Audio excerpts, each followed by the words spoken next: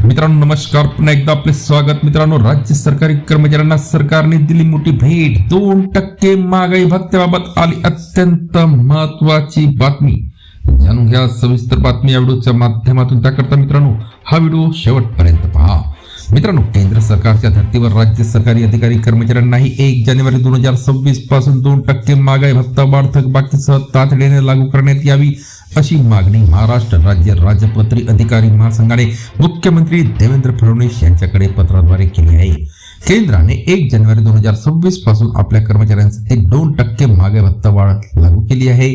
या निर्णयानुसार महाराष्ट्र राज्य संवर्गातील अखिल भारतीय प्रशासकीय सेवेतील अधिकाऱ्यांना ही वाढ या आधीच लागू झाली आहे।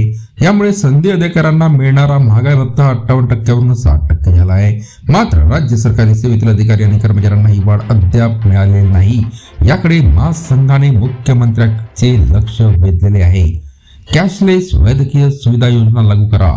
मित्रांनो, सर्वोच्च न्यायालयाच्या आदेशानुसार न्यायिक अधिकाऱ्यांसाठी अलीकडेच कॅशलेस वैद्यकीय सुविधा सुरू केली आहे। या धर्तीवर राज्यातील सनदी अधिकारी तसेच राज्य सेवेतील कार्यरत तसेच सेवानिवृत्त अधिकारी कर्मचाऱ्यांनाही सर्वसमावेशक कॅशलेस वैद्यकीय सुविधा योजना लागू करण्याची मागणीही अधिकारी महासंघाने राज्य सरकारकडे केलेली आहे। तर मित्रांनो, व्हिडिओ आवडला असल्यास नक्की लाईक करा, चॅनलला सबस्क्राईब करा आणि ही बातमी आपल्या मित्र व परिवाराला सुद्धा शेअर करायला विसरू नका। धन्यवाद।